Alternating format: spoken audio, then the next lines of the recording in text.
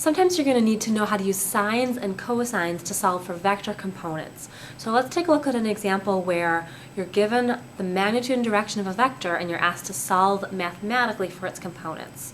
Take a second to read this problem. It says, displacement vector A has a magnitude of 50 meters and a direction of 30 degrees north of west. Determine the x and y components for this vector.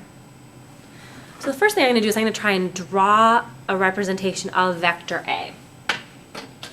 This problem says vector A is 30 degrees north of west. So let me just draw a little north, south, east, west axis. Let's see, give myself some room here. How about here? So we got north, east, south, west. To get 30 degrees north of west, what you're going to do is you're going to imagine pointing west first. So this way is west, this way is north.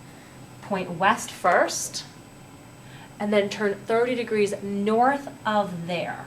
So the general direction of vector A is this way, where this angle in here is 30 degrees.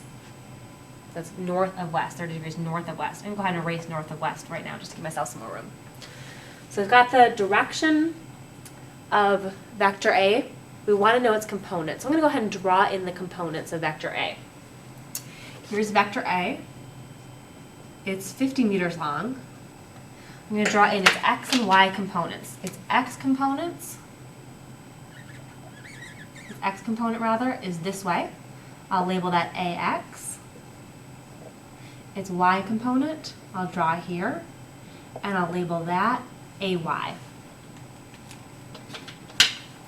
So at this point we have AX and AY drawn in, and we want to know how big are they. And if you'll notice, we know for this right triangle, this is the right triangle here, we know the hypotenuse and we know an angle. And we're looking for the two sides, what's AX, what's AY. So for this angle, we're looking for the adjacent side, the side next to it, and we're looking for the opposite side, the side far away from it. So let's start with AY, that's the opposite side in this case. And let's see, we know the hypotenuse, we know an angle, and we don't know opposite. So we need to pick the mathematical function that relates angle to the opposite side and the hypotenuse. The mathematical function that does that is sine. So I'll just remind you that sine of an angle is the ratio of its opposite side, to the hypotenuse. And again, in this case, we know the angle and we know the hypotenuse. I'm just going to step back and go ahead and fill those in. Let's see, the sine of the angle is 30 degrees. Opposite side, that's what we're looking for. That's AY. Hypotenuse, we're given that. That's 50 degrees. I'm sorry, 50 meters.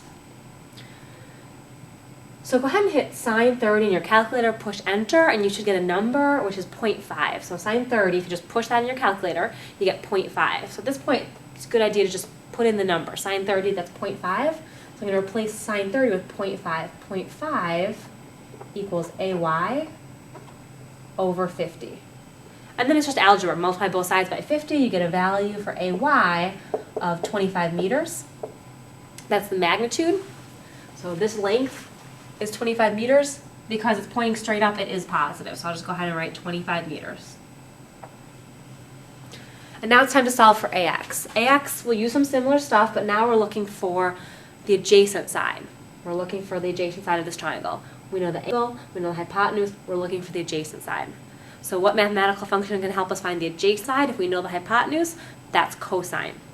So I'm going to go ahead and write the cosine formula, remind you of the cosine formula. That looks like this. Cosine of an angle is the adjacent side divided by the hypotenuse. And in this case, we know the angle, we know the hypotenuse, we just don't know the adjacent side. So I'll go ahead and plug in cosine of 30 degrees is adjacent side, that's AX, over hypotenuse, that's 50. So again, go ahead and plug cosine 30 in your calculator, which should be in degree mode. And when you plug that in your calculator, you should get 0.866. And that's AX over 50. So to solve for AX, just multiply both sides by 50. And the answer you get will be 43.3 meters. So this is the magnitude of AX. The size of it is 43.3. But since it's a vector, we also need to look at the direction. So when I label this as 43.3, meters, and you notice it points west. So really the direction of this thing is west, or if you want to throw a negative in front of that to show that it's a west x component, that would be a good idea as well. So again, when you're looking for components of vectors, take a look at what you know. You know the opposite side, the adjacent side, the hypotenuse, and then go ahead and pick the trig function that helps you solve for what you're missing.